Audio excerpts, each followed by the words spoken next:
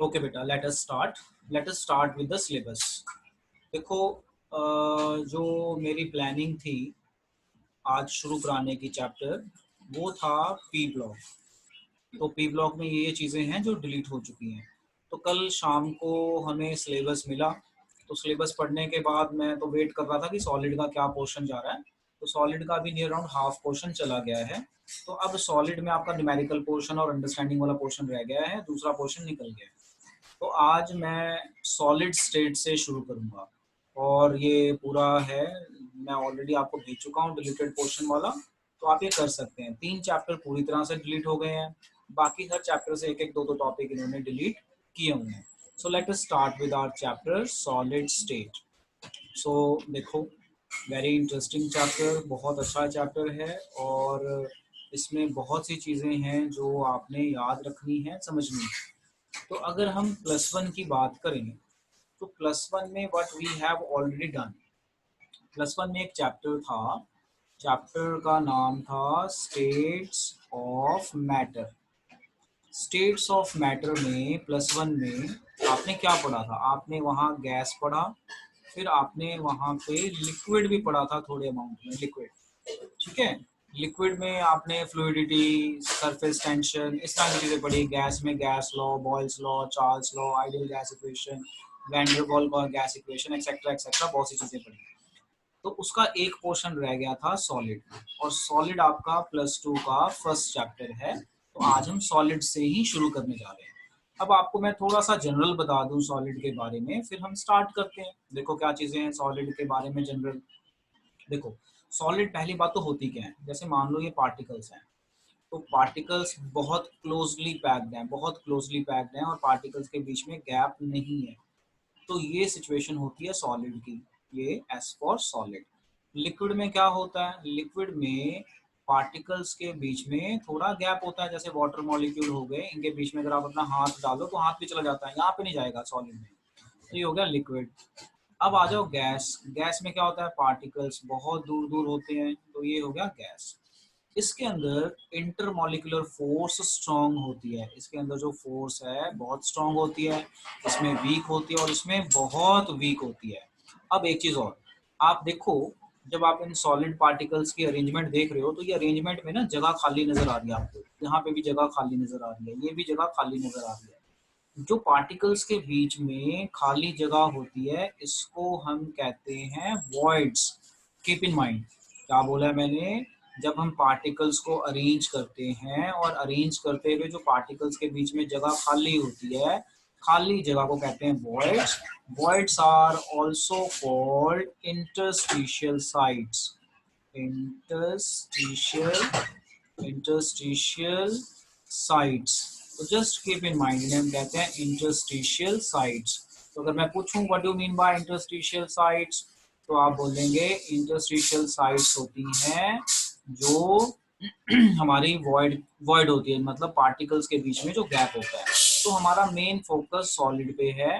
Liquid और gas हम पढ़ चुके हैं, तो इसको हमें कोई ध्यान नहीं देना, हमें सॉलिड देना है ध्यान। अब यहाँ पे हम पढ़ते हैं, जैसे जैसे हम पढ़ेंगे तो हम इसकी बहुत सारी टाइप पढ़ने वाले हैं सॉलिड की। सबसे बेसिक टाइप पढ़ेंगे क्रिस्टलाइन सॉलिड, एमोर्फस सॉलिड।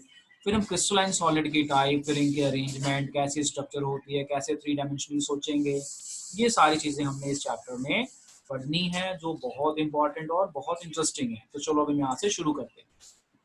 तो आपको मैंने जनरल बताया सॉलिड के बारे में प्लस वन के रेफरेंस से। अब मैं आगे चलता हूँ। फ्रॉम आर अर्लियर स्टडीज, मतलब प्लस वन की बात कर रहा है, we know that liquid and gases are fluids. Fluid वो होता है जो फ्लो करता है, तो लिक्विड भी फ्लो कर सकता है, गैसेस भी फ्लो करता है, because of their ability to flow, that we know. The fluidity in both of these states is due to fact that the molecules are free to move about। मतलब यहाँ पे तो स्ट्रॉन्ग फोर्स है, यहाँ पे week है, यहाँ पे वीक है, तो ये मूव कर सकते हैं, बट सॉलिड मूव नहीं करते। तो फ्लूइडिटी नहीं है, रिजिड है, मूव नहीं करते तो rigid. On contrary, the constituent particles in solid have fixed position, जो इसके पार्टिकल्स होंगे उनकी पोजीशन फिक्स होगी, and can oscillate about their mean position. तो ये सिर्फ अपनी जगह पे ही वाइब्रेट करते हैं या ऑसिलेट करते हैं।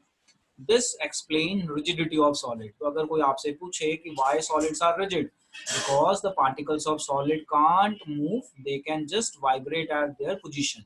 अच्छा, जो ये पार्टिकल्स है ना, इन पार्टिकल्स को हम पॉइंट्स भी कह देते हैं, जैसे ये एटम के पार्टिकल्स हैं, these particles are called points also. तो अगर कई जगह पे हम बोले ना points, what is the significance of points? Points are the constituent ions or atoms, इस तरह से बोल सकते हैं. This explains rigidity of solid. In crystalline solid, the constituent particles are arranged in regular pattern. देखो यहाँ पे मैं एक चीज और बताता हूँ, सुनो ध्यान से. जैसा मैं आपको बता रहा था कि सॉलिड की दो बेसिक टाइप हैं, ध्यान से समझना. सॉलिड की दो बेसिक टाइप हैं, उसमें से पहली टाइप का नाम है क्रिस्टलाइन सॉलिड. क्रिस्टलाइन सॉलिड में मेटल आता है, सॉल्ट आते हैं, जो भी सॉलिड मतलब एक्चुअल सॉलिड है, मतलब इन्हें हम कहते हैं actual solids. Crystalline solids are actual solid. दूसरी कैटेगरी का नाम है एमोर्फस सॉलिड. क्या नाम है दूसरी कैटेगरी का? Amorphous solid. एमोर्फस सॉलिड वो सॉलिड है जो देखने में सॉलिड जैसे लगते हैं बट एक्चुअल में सॉलिड की प्रॉपर्टी ओबे नहीं करते. जैसे जैसे रबर हो गया, तो रबर देखने में सॉलिड है बट उसको दबाओ तो वो दब जाता है, उसको तोड़ो तो इजीली टूट जाता है. आपका प्लास्टिक हो गया, है ना, इसी तरह से कुछ भी इनसे मिली हुई चीजें. तो एमोर्फस सॉलिड वो सॉलिड है जो देखने में सॉलिड होते हैं बट सॉलिड की एक्चुअल प्रॉपर्टी ओबे नहीं करते. यहाँ क्रिस्टलाइन में आपका मेटल आ गया, आपका सॉल्ट आ गए, है ना, सॉलिड फॉर्म में जितनी भी चीजें होती हैं जो हार्ड होती हैं. और एमोर्फस में जो देखने में सॉलिड है बट हार्ड नहीं, जैसे रबर हो गया, प्लास्टिक हो गया, और भी कई चीजें हो जाती हैं. तो एमोर्फस सॉलिड्स का एक और नाम है. तो एमोर्फस सॉलिड्स को हम एक कहते हैं super cooled liquids. Super cooled liquids.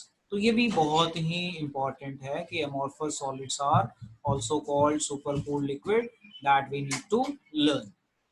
सो इसे जरा आप नोट करो और टॉपिक को और आगे समझते हैं. लो जी, तो हमने यहाँ पे जनरल पढ़ा. लास्ट लाइन को रिपीट करता हूँ, सुनो. In crystalline solids the constituent particles are arrange in regular pattern. मतलब क्रिस्टलाइन सॉलिड और एमोर्फस सॉलिड हैं तो सॉलिड, बट इनको हम एक्चुअल सॉलिड बोलते हैं. और इसको एक्चुअल सॉलिड क्यों नहीं बोलते हैं? क्योंकि जो हमारे क्रिस्टलाइन सॉलिड है ना, उनमें अरेंजमेंट परफेक्ट होती है. परफेक्ट मतलब अरेंजमेंट बिल्कुल स्ट्रिक्ट फॉलो होती है. एमोर्फस सॉलिड में क्या होता है, अरेंजमेंट होती है, फिर बीच में लूज हो जाती है, फिर अरेंजमेंट आ जाती है. जैसे आप ऐसे समझ लो, क्रिस्टलाइन सॉलिड को अगर मैं समझाऊं एक रफ एग्जांपल देके, तो ऐसे समझो. जैसे मान लो ए के बाद ए आना चाहिए, फिर ए के बाद ए आना चाहिए, फिर ए के बाद ए आना चाहिए, फिर ए के बाद ए आना चाहिए. मतलब एक्चुअल रेगुलर अरेंजमेंट, कोई अरेंजमेंट में फर्क नहीं हो पार्टिकल्स की. बट एमोर्फस में क्या होता है, ए आया, ए के बाद कई बार गैप आ जाता है, फिर ए आया, फिर ए आया, फिर गैप आ जाता है, फिर ए आया. तो है तो ये भी सॉलिड, ये भी सॉलिड. तो हम इसको क्रिस्टलाइन क्यों बोल रहे हैं? क्योंकि इसकी अरेंजमेंट रेगुलर है, परफेक्ट अरेंजमेंट है, कोई हेर फेर नहीं है अरेंजमेंट में. बट एमोर्फस क्या होता है कि एमोर्फस में अरेंजमेंट आती है, कहीं कहीं पे सही आएगी, कहीं पे गैप आ जाएगा. यानी वो जो है प्रॉपर सॉलिड की प्रॉपर्टी पोजेस नहीं करता, तो रेगुलर अरेंजमेंट नहीं आती. तो क्रिस्टलाइन सॉलिड्स में क्या है, constituent particles are arrange in regular pattern. मतलब पैटर्न में कोई भी हेरफेर नहीं आएगा, कोई भी गैप नहीं आएगा. बट यहाँ पे कई बार गैप आ जाता है, तो उन सॉलिड्स को हम एमोर्फस सॉलिड नाम दे देते हैं. तो ये हाइपोथेटिकली समझने के लिए बताया ताकि आपके ब्रेन में चला जाए मैं क्या कहना चाहता हूँ. अब चलते हैं हम आगे. तो हम जैसे आगे चले तो हमारा टॉपिक आता है characteristic properties of solid state. मतलब सॉलिड स्टेट की क्या प्रॉपर्टीज हैं. तो ये प्रॉपर्टी हमें ऑलरेडी पता है कि सॉलिड कंप्रेस नहीं होते, उनका फिक्स होता है, फोर्स और अट्रैक्शन बहुत स्ट्रांग होती है. This we already know. तो लोग देख लेते हैं क्या कहता है. They have definite mass, volume and shape. तो पहली प्रॉपर्टी में तो कोई प्रॉब्लम है ही नहीं, हमें पता है सॉलिड का मास, वॉल्यूम और शेप सेम होती है. Intermolecular distances are short. मतलब इंटरमॉलिक्यूलर डिस्टेंसेस शॉर्ट मतलब अगर मैं यहाँ पे समझाऊं आपको, तो आप देखो, जैसे मान लो ये सॉलिड है, तो ये सॉलिड के पार्टिकल्स एक दूसरे से जुड़े होते हैं बिल्कुल ऐसे. तो बिल्कुल ऐसे जुड़े होते हैं, तो इनके बीच में जो गैप है बिल्कुल भी नहीं है. तो गैप है तो बोलते हैं इंटरमॉलिक्यूलर डिस्टेंसेस आर शॉर्ट. और जो ये खाली जगह, इसे हमने नाम दिया था वॉइड. ये जो खाली जगह है, इस खाली जगह को क्या नाम दिया था हमने? वॉइड. Keep in mind. और इंटरस्टिशियल साइट्स. और जो ये पार्टिकल्स है ना, ये पार्टिकल्स, इन पार्टिकल्स को पॉइंट्स कहते हैं. बुक में जब आप पढ़ोगे तो कई जगह पे इन्हें पॉइंट्स के नाम से जाना जाता है. पॉइंट्स मतलब पार्टिकल्स, आयंस, एटम्स, आयंस जो भी. तो अब हम इसमें आगे समझते हैं क्या कहता है ये. इंटरमॉलिक्यूलर फोर्सेस आर स्ट्रॉन्ग, तो बिल्कुल साथ में चिपके हैं, तो इसीलिए चिपके हैं ना, because they have strong forces of attraction. Their constituent particles, atoms, ions are fixed and can only oscillate about mean position. ये हमें पता है. They are incompressible and rigid. They are incompressible and rigid. मतलब ये compress नहीं होंगे और rigid होंगे, मतलब इनके बीच में स्पेस ही नहीं है. तो अगर आप इसे कंप्रेस करने की कोशिश करोगे भी तो ये नहीं होंगे, और प्रेशर भी लगाओगे तो भी नहीं होंगे, क्योंकि ये कंप्रेस नहीं होते. ठीक है जी. तो ये जनरल प्रॉपर्टी थी जो हमें ऑलरेडी पता है. अब हम चलते हैं आगे. अब जैसा मैंने आपको बताया, हमारे दो तरह के सॉलिड हैं, crystalline solid and amorphous solid. अब इन दोनों सॉलिड्स को हम वन बाय वन समझते हैं. उससे पहले ये एक डायग्राम देखो. ये डायग्राम ना इससे रिलेट कर सकते हो जो मैंने यहाँ पे बताया. जो हमारा क्रिस्टलाइन सॉलिड होता है ना, उसमें परफेक्ट अरेंजमेंट आती है, कोई डिस्टर्बेंस नहीं. बट एमोर्फस में परफेक्ट नहीं आती, बीच बीच में कुछ गैप या कुछ टेढ़ा मेढ़ा हो जाता है या कुछ और अरेंजमेंट हो जाती है. तो देखो अब यहाँ पे ध्यान से, यस, ये we are at page number 3. C, distinction between crystalline and amorphous solid. उससे पहले मैंने यहाँ पे एक इमेज बनाई है, उसको देखो ध्यान से. Two dimensional structure of quartz and quartz glass.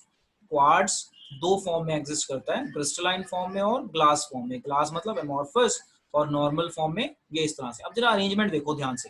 ये देखो, ये अरेंजमेंट बिल्कुल परफेक्ट है. साथ वाले में भी बिल्कुल ऐसा ही है, उसके साथ वाले में भी बिल्कुल ऐसा ही है, उसके ऊपर भी अरेंजमेंट बिल्कुल परफेक्ट आ रहा है. अब जरा ना इसी का एमोर्फस फॉर्म देखो. ये अरेंजमेंट देखो कैसे टेढ़ा मेढ़ा हो गया, यहाँ पे कुछ और हो गया अरेंजमेंट, यहाँ पे कुछ टेढ़ी हो गई स्ट्रक्चर, यहाँ पे कुछ टेढ़ी हो गई. है दोनों क्वार्ट्स, बट ये है आपका सॉलिड, एक्चुअल सॉलिड फॉर्म में क्वार्ट्स, और इसी का एमोर्फस फॉर्म इस तरह से होता है.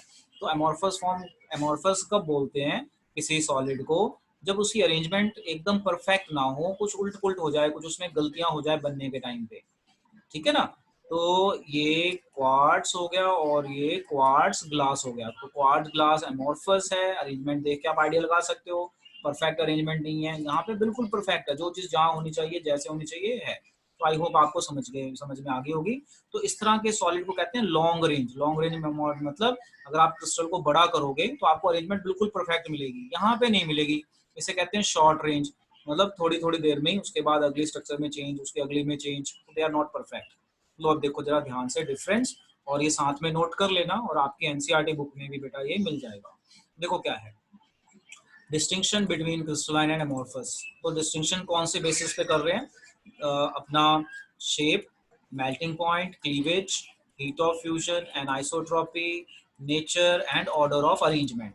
तो ऑर्डर ऑफ अरेंजमेंट तो मैंने बता दिया कि अगर आप इसको लंबा करो तो ये बिल्कुल परफेक्ट देगा, यानी लॉन्ग रेंज, लॉन्ग ऑर्डर. ये नहीं है, ये शॉर्ट में है. इसको कम अमाउंट में लोगे तो थोड़ा सा परफेक्ट रहेगा, लॉन्ग ऑर्डर लेगो तो वो उतनी मजबूती नहीं आएगी. तो सबसे पहला point shape. Definite characteristics and geometrical shape, मतलब हर चीज परफेक्ट है, हर चीज डेफिनेट है, मतलब डेफिनेट. यहाँ पे नहीं है, यहाँ पे इरेगुलर है, कहीं पे कुछ, कहीं पे कुछ, कहीं पे कुछ, तो इरेगुलर. तो पहला पॉइंट समझ में आ गया कि जो हमारा क्रिस्टलाइन सॉलिड है वो डेफिनेट है हर चीज, यहाँ पे इरेगुलर है, डेफिनेट नहीं है. मेल्टिंग पॉइंट इसका शार्प है. शार्प मतलब अगर आपका मेल्टिंग पॉइंट मान लो 50 है तो 50 पे पूरा मेल्ट हो जाएगा. ये ग्रेजुअल सॉफ्ट होते हैं, इनका कोई फिक्स टेम्परेचर नहीं है, टेम्परेचर बढ़ाओ सॉफ्ट नाम. तो ये इस तरह से है. Cleavage property. When cut with sharp edge tool, they split into two pieces and the newly generated surface is plain and smooth. जो हमारे क्रिस्टलाइन सॉलिड होते हैं उनकी खासियत होती है कि जब हम उनको काटते हैं तो वो एकदम स्मूथ कटिंग देते हैं. ठीक है, स्मूथ कटिंग का मतलब प्लेन प्लेन कट करेंगे. अगर अपना हाथ भी रखोगे तो आपका हाथ नहीं कटेगा. बट अमोर्फस सॉलिड क्या होता है, जैसे मान लो शीशे को काटो, शीशे को काटने के बाद ना अपना हाथ उसके ऊपर फेरोगे तो आपका हाथ कट जाएगा, इतना तिखा होता है, शार्प होता है, क्योंकि वो इरेगुलर कटिंग देता है. तो इसको अगर मैं समझाऊं तो कुछ इस तरीके से समझोगे आप कि मान लो ये एक सॉलिड है क्रिस्टलाइन और ये एक ग्लास है आपका एमोर्फस. अगर मैं क्रिस्टलाइन सॉलिड को कट करूं तो कट करने के बाद इस तरह से जो सरफेस मिलेगी ना, ये सरफेस बिल्कुल प्लेन होगी, बिल्कुल प्लेन. इसके ऊपर अगर आपका हाथ लगेगा तो कुछ नहीं होगा.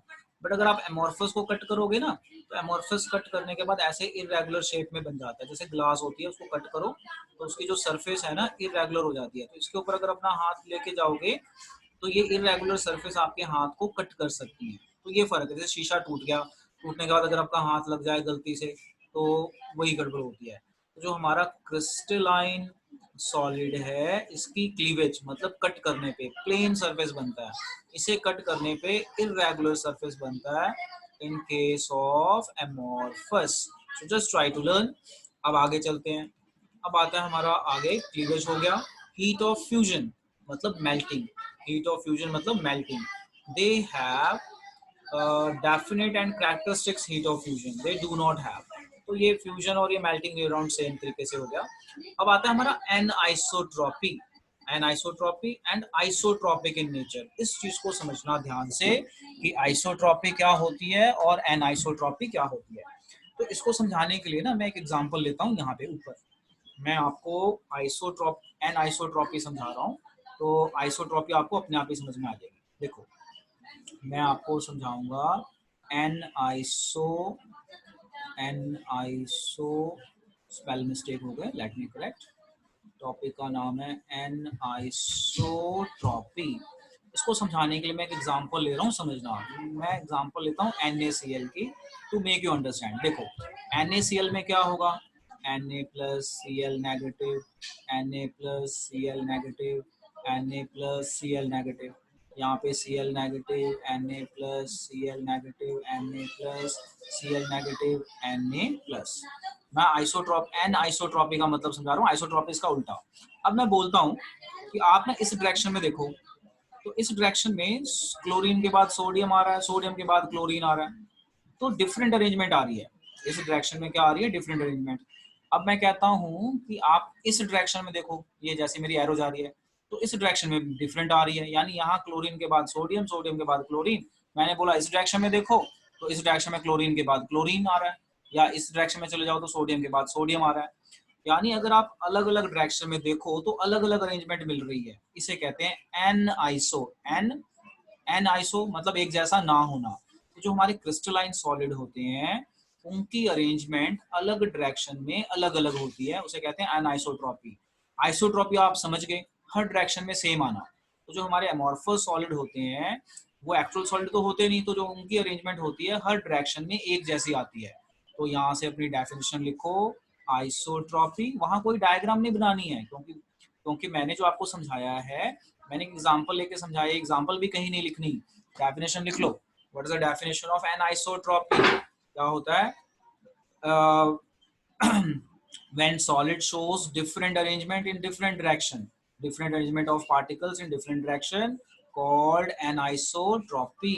लो definition लिखो, different arrangement of particles, different arrangement of particles in different direction, इसे कहते हैं एनाइसोट्रॉपी। ये एग्जांपल नहीं बनानी पेपर में, ये सिर्फ समझाने के लिए बताया ताकि आपके ब्रेन में चला जाए मैं क्या कह रहा हूँ। आइसोट्रॉपी उल्टा, same arrangement of particles in all direction, all direction. यहाँ डिफरेंट डायरेक्शन या डिफरेंट डायरेक्शन लिख दो, है ना। यहाँ पे क्या होती है, सेम अरेंजमेंट ऑफ पार्टिकल्स होती है, same arrangement, same arrangement of particles in all direction or in different direction, same arrangement of particles in all direction or in different direction। चलो नोट करो। अब हम जैसे ही आगे जा रहे हैं तो नेचर को अगर हम देखें तो जो हमारा क्रिस्टलाइन सॉलिड है वो एक्चुअल सॉलिड है, ट्रू सॉलिड। और जो हमारा एमॉर्फस सॉलिड है ये स्यूडो सॉलिड है और सुपर कूल्ड लिक्विड है। अब यहाँ पे क्वेश्चन आता है कि why amorphous solids are called super cool liquid? Anyone can guess? जो हमारा amorphous solid है इसे हम super cool liquid क्यों कहते हैं, pseudo solid को? Why it is called super cool liquid? Any guess, anybody? बोलो any guess, कोई भी दिमाग लगा के बताओ कि why we say। तो इसका हाँ देखो मैं बताता हूँ, समझो जरा इसका आंसर। किसी की आवाज आ रही थी पर कट गई आते आते, मे बी नेटवर्क इशू हो सकता है, आज मौसम भी ठीक नहीं है। अब देखो क्वेश्चन ये है कि हम इसे सुपर कूल लिक्विड क्यों कहते हैं, समझना जरा ध्यान से। जैसे मान लो ये ग्लास है, ग्लास है, ग्लास मतलब विंडो ग्लास, ग्लास जो लगा होता है विंडो ग्लास या खिड़कियों का ग्लास, तो इसके अंदर ये पार्टिकल्स होते हैं ग्लास के अंदर। अगर आप ग्लास को ऐसे ही छोड़ दो सालों साल, तो क्या होता है, इसके पार्टिकल्स ना अपने आप नीचे की तरफ फ्लो कर जाएंगे। जैसे मान लो ये विंडो लगी हुई है और 100 साल पुरानी बिल्डिंग हो गई, बिल्डिंग होगी 100 ईयर्स ओल्ड, तो ये पार्टिकल्स धीरे धीरे धीरे धीरे नीचे की तरफ फ्लो कर जाते हैं under the action of gravity. धीरे धीरे, क्योंकि पार्टिकल्स हैं, धीरे धीरे नीचे की तरफ फ्लो कर जाएंगे। तो 100 साल या 150 साल बाद नीचे वाली चीज हो जाएगी थिक, नीचे वाली चीज हो जाएगी थिक, और ऊपर वाली चीज हो जाएगी थिन। तो इसीलिए इसको कहते हैं सुपर कूल्ड लिक्विड। मतलब ये कूल करके ही तो बनाए जाते हैं, जब ये बनते हैं लिक्विड फॉर्म में होते हैं उसको कूल कर देते हैं, सॉलिड बन जाता है, फिर खिड़कियों में चिपका देते हैं। तो अमॉर्फस सॉलिड की प्रॉपर्टी होती है कि वो अपने वेट में, मतलब under the action of gravity, उनके पार्टिकल्स धीरे धीरे नीचे की तरफ को फ्लो कर जाते हैं। और ऐसा होने में बहुत साल लगते हैं, 100 साल, 200 साल, 400 साल भी लग सकते हैं। तो डिपेंड्स कितनी पुरानी बिल्डिंग है और मटेरियल कैसा लगा हुआ है। तो इस कंसेप्ट के कारण इसे हम कहते हैं सुपर कूल्ड लिक्विड। तो लिखो क्वेश्चन अपनी कॉपी में, why amorphous solids are called supercooled liquid?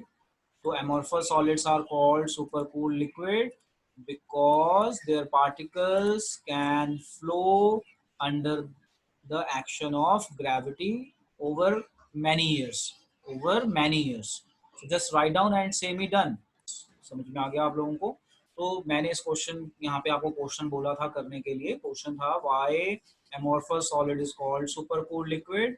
तो इसका आंसर भी बताया, because it's particle can flow under its own wait, बस और कुछ नहीं बताना। अच्छा, पेपर में अगर ऐसा क्वेश्चन आ जाए कि जो ओल्ड बिल्डिंग्स हैं उनके शीशे नीचे से मोटे होते हैं और ऊपर से थिन होते हैं, वाई, फिर बताओ। क्योंकि जो ओल्ड शीशे हैं वो सुपर कूल्ड लिक्विड बोले जाते हैं, और सुपर कूल्ड लिक्विड की प्रॉपर्टी होती है कि वो नीचे की तरफ फ्लो कर जाते हैं।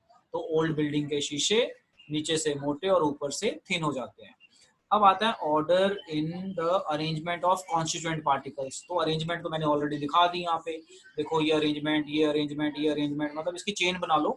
तो जितनी भी लंबी चेन बनाओगे ना तो ये बिल्कुल परफेक्ट अरेंजमेंट देगा।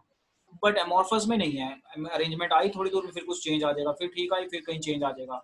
तो इसको कहते हैं long range order. Long range order मतलब अगर हम इस सॉलिड को लेंथ वाइज इंक्रीज करें तो भी हमें ऑर्डर परफेक्ट मिलेगा और रिजिडिटी परफेक्ट रहेगी। बट अगर एमॉर्फस को लंबा करें तो रिजिडिटी उतनी मजबूत नहीं होती। तो आपने देखा होगा जो बिल्डिंग में शीशे लगते हैं ना, तो सीधा ही लंबा शीशा नहीं लगाते, छोटे छोटे शीशों का पैच लगाते हैं, क्योंकि उसकी लॉन्ग अरेंजमेंट वो स्ट्रॉन्ग नहीं हो पाती, क्योंकि अरेंजमेंट परफेक्ट नहीं आएगी। बट अगर कहीं पे हमने मेटल शीट लगानी तो मेटल की पूरी लॉन्ग शीट लगा देते हैं, क्योंकि वो मजबूत बना रहता है। तो जिसकी लॉन्ग शीट पॉसिबल है उसे कहते हैं लॉन्ग रेंज ऑर्डर।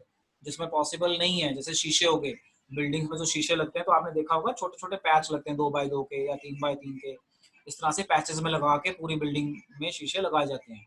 तो ये सब चीजें आ गई, they are very important and you can learn them, very very important, very important.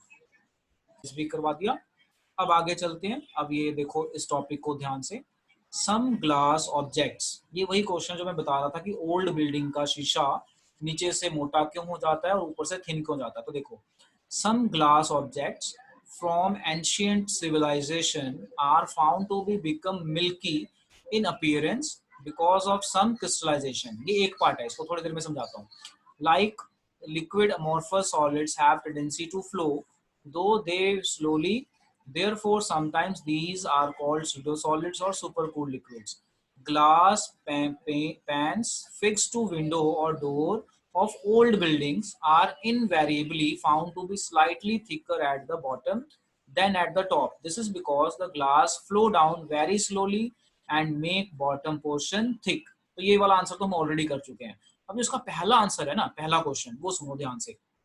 और यहाँ पे मैं क्वेश्चन भी लिखता हूँ, बहुत ही इंटरेस्टिंग क्वेश्चन बनता है कि जो ओल्ड बिल्डिंग के शीशे हैं, देखो क्वेश्चन बनता है जो हमारी ओल्ड बिल्डिंग के ग्लास हैं ये मिल्की क्यों हो जाते हैं, वाई दे बिकम मिल्की। बहुत ही इंटरेस्टिंग क्वेश्चन है। तो पहली लाइन में यही था, some glass objects from ancient civilization are found to be milky, why. बहुत इंपॉर्टेंट क्वेश्चन है। देखो क्या होता है, जो आपकी ओल्ड बिल्डिंग है, मान लो ये ओल्ड बिल्डिंग है तो बहुत साल पुरानी है, तो ओल्ड बिल्डिंग पे लाइट, हीट एंड कोल्ड का असर होता है। हर सीजन में हीट और कोल्ड होता है। हीट और कोल्ड होने से इस ग्लास की क्या हो जाती है कि एमोर्फस से ये क्रिस्टलाइन बन जाता है। क्या बन जाता है? क्रिस्टलाइन। ध्यान से सुनना मैं क्या कह रहा हूँ। देखो क्या होता है, जो ओल्ड बिल्डिंग होती है ना तो वो बहुत सालों से है, तो बहुत सालों से है तो उस बिल्डिंग ने हीट भी बर्दाश्त की है, कोल्ड भी बर्दाश्त की है। तो ऐसे केस में क्या होता है कि जो ये हमारे शीशे के पार्टिकल्स हैं, हीट और कोल्ड के कारण इसका कुछ हिस्सा क्रिस्टलाइन हो जाता है, मतलब ट्रू सॉलिड बन जाता है और ट्रू सॉलिड के आर पार नहीं दिखता, इसलिए वो मिल्की हो जाता है। आप देखो आंसर भी यहाँ लिखा हुआ है, जरा ध्यान से देखो, मैं आंसर यहाँ पे दिखा रहा हूँ। Some glass objects from ancient civilization are found to be milky in appearance because of some crystallization. ये लिखा ना, एक ही लाइन में आंसर खत्म कर दिया। अब मैंने आपको यहाँ पे थोड़ा बड़ा करके समझा दिया। अब मान लो आपके पेपर में क्वेश्चन आ जाए कि जो ओल्ड बिल्डिंग के ग्लास हैं वो मोटे क्यों जाते हैं, तो आप लिख लोगे।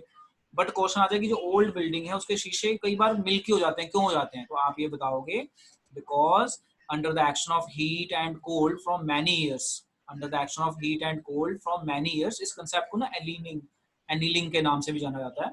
some amorphous part of glass become crystalline, some part of glass become crystalline, hence the glasses become milky, hence the old glasses become milky in building। तो इस तरह से you can write this answer।